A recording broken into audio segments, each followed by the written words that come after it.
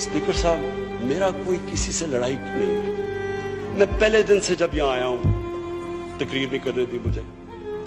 जब मैं बात करता हूं शोर मचता है, गलत बातें करती है। मेरी किसी से कोई लड़ाई है? मुझे इन सबको जो भी ये समझता है कि ये मैं किसी से लड़ाई की वजह से या कोई मैं अपने दुश्मनियां किसी से हैं, मेरी कोई किसी से दुश्मनी नहीं है। मैं आज आपके सामने कह रहा हूं कि अगर पाकिस्तान के अंदर, हमारे मुल्क में अगर सही माने में अकाउंटेबिलिटी प्रोसेस ना चला, हम किसी सूरत इतना पैसा नहीं इकट्ठा कर सकते अपने बच्चों को तालीम देने के लिए, सेहत उनके इलाज करने के लिए, अस्पताल ठीक करने के लिए। हम आगे बढ़ ही नहीं सकते। जब एलीट करप्शन पे लगी हुई है, वो आप कैसे समझते हैं वो मुल्क तरक्की करेगा? हम जब आप किसी के ऊपर केस होता है, वो कहते हैं जी पॉलिटिकल विक्टिमाइजेशन है।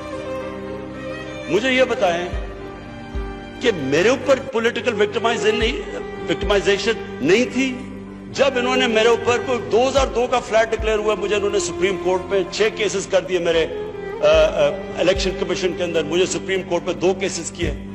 क्या मैंने कहा कि कभी मैंने कहा विक्टिमाइजेशन है? मैं जवाब देता।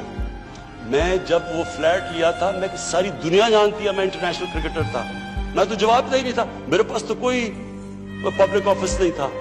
उसके बावजूद 10 महीने में स्पीकर साहब, जो मेरे से सुप्रीम कोर्ट ने जवाब मांगे मैंने दिए। 40 साल पुराने कॉन्ट्रैक्ट दिए, मॉर्गेजेस दिखाए, किधर से पैसा आया, मॉर्गेज पे कितना गया, कब वो मॉर्गेज दिया, फ्लैट कब बिका, बीवी से जो पैसे लिए हुए थे यहां जमीन लेने के लिए। आपको पता है सुप्रीम कोर्ट ने मेरे से पूछा कि जनाब आप बताएं, साबित करें कि आपने बीवी को पैसे वापस किए थे।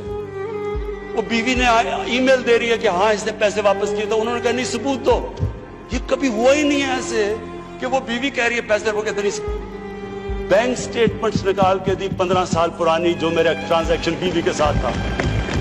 मनी ट्रेल दी, सारा जो पैसा वहां से हलाल की कमाई का बाहर से पाकिस्तान लेके आया, उसकी मनी ट्रेल दी।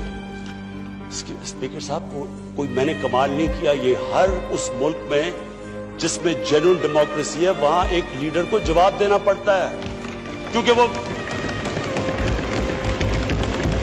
अमानतदार होता है, वो पब्लिक के पैसे का अमानतदार होता है।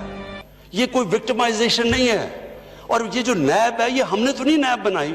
एक आदमी हमने भर्ती नहीं करवाया। नैब तो पुरानी है, 90% केसेस भी पुराने हैं, लेकिन गालियां हर रोज मुझे पड़ती हैं कि जनाब देखें इमरान खान ने ये कर दिया, वो कर दिया। देखें स्पीकर साहब, मैं चाहता हूं कि हमारी पार्लियामेंट चले। मैं चाहता हूं कि डिबेट हो सही, क्योंकि डिबेट के बगैर आइडियाज तराशे नहीं जाते। डिबेट सबसे इंपॉर्टेंट चीज डेमोक्रेसी की अकाउंटेबिलिटी और मेरिट के बाद तीसरी चीज है, वो डिबेट होती है। यहां डिबेट ही नहीं हो सकती।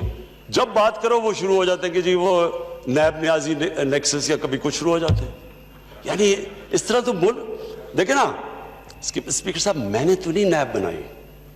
पॉइंट ये है कि क्या फंडामेंटल प्रिंसिपल ये है, क्या हमारे जो इक्तदार में लोग रहते हैं वो जवाब देना चाहते हैं अपनी वेल्थ का, या नहीं देना चाहते हैं?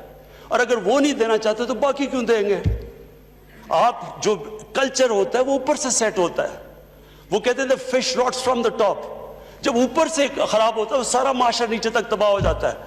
करप्शन का स्पीकर साहब नंबर 1 प्रॉब्लम यह होता है कि मुल्क में जो पैसा ह्यूमन डेवलपमेंट में जाना होता है वो लोगों की जेबों में चला जाता है। नंबर 2 प्रॉब्लम ये होता है क्योंकि चोरी का पैसा होता है, वो मुल्क में नहीं आप रख सकते, वो आपको मुल्क से बाहर भेजना पड़ता है। तो मैं सिर्फ ये कंक्लूड करता हूँ स्पीकर साहब, मैं अपनी ऑपोजिशन से बड़े रिस्पेक्ट से कहना चाहता हूँ, मेरी कोई किसी से दुश्मनी नहीं है, ना मैं कुछ बदला लेना चाहता हूँ। मैं सिर्फ ये बिलीव करता हूँ कि हमारा मुल्क, अल्लाह ने इसको इतनी नेमतें दी हैं, अल्लाह ने इससे क्या क्या चीज़ें नहीं हमें दी, लेकिन जब तक इस मुल्क के अंदर रूल ऑफ लॉ मीन्स कि everyone is equal in front of law, जब तक रूल ऑफ लॉ और लीडरशिप की अकाउंटेबिलिटी नहीं होगी, हम भी वही सारे बनाना रिपब्लिक्स की तरह एक समुंदर होगा गरीबों का और थोड़े से भी